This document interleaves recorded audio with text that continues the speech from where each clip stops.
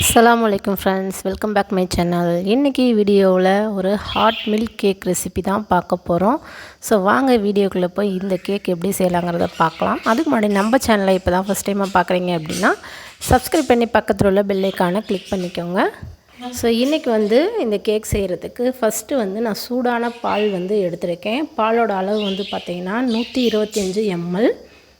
So பால் பார்த்திங்கன்னா சூடாக இருக்கணும். ஸோ சூடாக இருக்கும்போது தான் நம்ம இதை ரெடி பண்ண போகிறோம். இது கூடவே 2 டேபிள் ஸ்பூன் அளவுக்கு பட்டர் எடுத்திருக்கேன். பட்டர் ரூம் டெம்பரேச்சரில் இருக்கணும், கூலிங்காக இருக்கக்கூடாது. ஸோ 2 டேபிள் ஸ்பூன் அப்படின்னா கிராம் அளவில் பார்த்திங்கன்னா ஒரு 27 கிராம் அளவுக்கு பட்டர் எடுத்திருக்கேன். நல்லா சூடான பாலில் அந்த வெண்ணெயை நம்ம நல்லா மிக்ஸ் பண்ணி எடுத்து வச்சுக்கலாம். பால் சூடான கன்சிஸ்டன்சியில் தான் இருக்கணும், ரொம்ப ஆறி இருக்கக்கூடாது. ஸோ இதை நல்லா மிக்ஸ் பண்ணிவிட்டு இதை ஒரு ஓரமாக வச்சுக்கோங்க. இது நல்லா மிக்ஸ் ஆகி வரட்டும். பட்டர் நல்லா கரைஞ்சி வந்துடணும் இந்த பாலோட அந்த சூட்லேயே. இப்போ இதை ஒரு ஓரமாக வச்சிடலாம். நெக்ஸ்ட்டு ஒரு பவுல் எடுத்திருக்கேன்.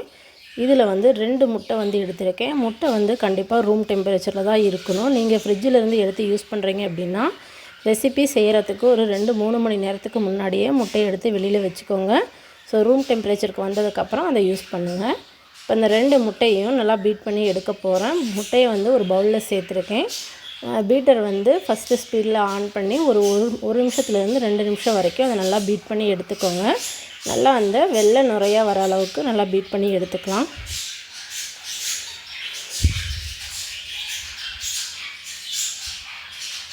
ஸோ இப்போ பாருங்கள், இந்த அளவுக்கு முட்டை பீட்டாகி வந்திருக்கணும். அந்த மஞ்சள் நிறம் நல்லா வெள்ளையாக மாறி இருக்கணும்.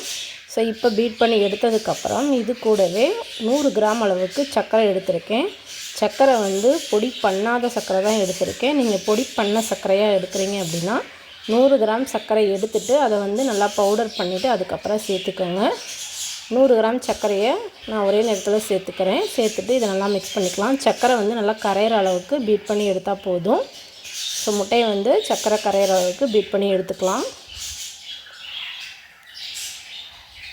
நல்ல ஒரு ஃபோம் கன்சிஸ்டன்சிக்கு வரணும். நல்லா முட்டை நல்ல ஒரு க்ரீமியாக வரணும். அதோட அந்த சர்க்கரையும் நல்லா கரைஞ்சி இருக்கணும். ஸோ அந்த அளவுக்கு பீட் பண்ணி எடுத்துக்கோங்க. இப்போ பாருங்கள், அந்த மஞ்சள் நிறமானது இப்போ நல்லா வெள்ளை கலராக மாறிடுச்சு. ஸோ இந்த அளவுக்கு நம்ம நல்லா ஃபோமியாக பீட் பண்ணி எடுத்துக்கணும். ஸோ இப்போ இது கூடவே ட்ரை இன்க்ரீடியன்ட்ஸ் எல்லாம் சேர்க்க போகிறோம். அதுக்கு முன்னாடி ஆயில் சேர்த்துக்கலாம். பீட் பண்ணும்போது கண்டிப்பாக எண்ணெய் சேர்த்தக்கூடாது. ஆயில் சேர்த்ததுக்கப்புறம் பீட் பண்ணவே கூடாது. ஆயில் வாசனை இல்லாத எண்ணெய் 60 ml அளவுக்கு எடுத்திருக்கேன், அதை சேர்த்துக்கிறேன். இது கூடவே 1 டீஸ்பூன் அளவுக்கு மில்க் எசன்ஸ் எடுத்துக்கிறேன். ஸோ நம்ம மில்க் கேக் செய்கிறதுனால மில்க் எசன்ஸ் நான் 1 டீஸ்பூன் சேர்த்துருக்கேன். உங்கள்கிட்ட மில்க் எசன்ஸ் இல்லை அப்படின்னா நீங்கள் வெண்ணிலா எசன்ஸ் கூட சேர்த்துக்கலாம். ஸோ இப்போ இது ரெண்டையுமே சேர்த்துட்டு ஒரு ஸ்பேச்சுலா வச்சு லைட்டாக மிக்ஸ் பண்ணி எடுத்துக்கோங்க. ரொம்ப மிக்ஸ் பண்ண வேண்டாம்.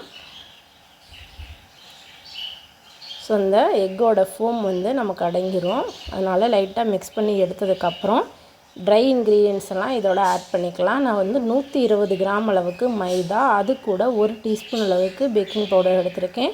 பேக்கிங் சோடா நான் ஆட் பண்ணலை. ஸோ இப்போ இந்த மைதாவை கொஞ்சம் கொஞ்சமாக சேர்த்து இதோட மிக்ஸ் பண்ணி எடுத்துக்கலாம். ரொம்ப போட்டு கிண்டி எடுக்க வேண்டாம். மெதுவாக மைல்டாக மிக்ஸ் பண்ணி எடுத்துக்கோங்க. இந்த மைதா ஆட் பண்ணுறதுக்கு முன்னாடி ஒரு 3 முறை நல்லா சலித்து எடுத்துக்கணும். அப்போ தான் நல்லா கேக் நமக்கு நல்ல ஒரு கன்சிஸ்டன்சி கிடைக்கும். கண்டிப்பாக சலிக்காமல் சேர்க்காதீங்க.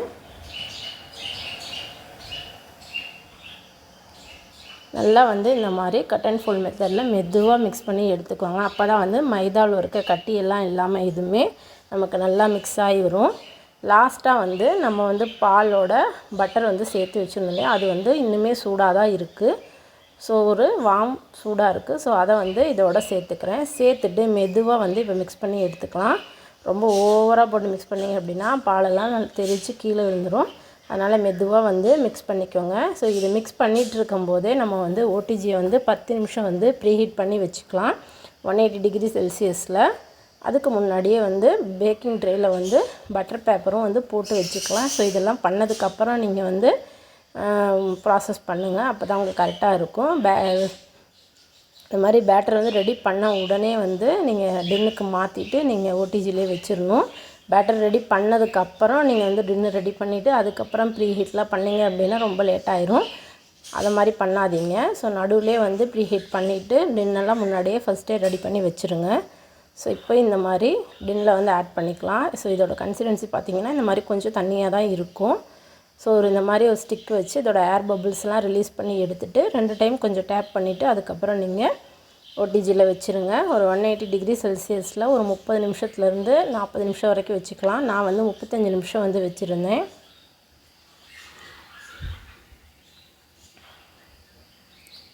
ஸோ இந்த ஓடிஜியோட ரிவ்யூ வந்து நான் வந்து சேனலில் ஃபஸ்ட்டு அப்லோட் பண்ணியிருக்கேன். இதை வந்து நான் யூஸ் பண்ணி பார்த்துட்ருக்கேன். பார்த்துட்டு இதோட ஃபுல் ரிவ்யூ போடுறேன்.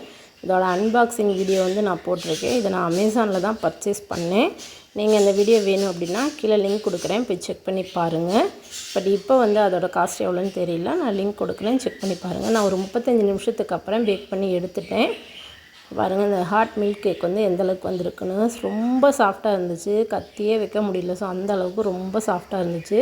ஸோ நல்லா ஆறுனதுக்கப்புறம் நீங்கள் பீஸ் போடுங்க. நான் வந்து சூடாக இருக்கும்போதே பீஸ் போட்டதுனால எனக்கு வந்து கொஞ்சம் உடஞ்சிருச்சு.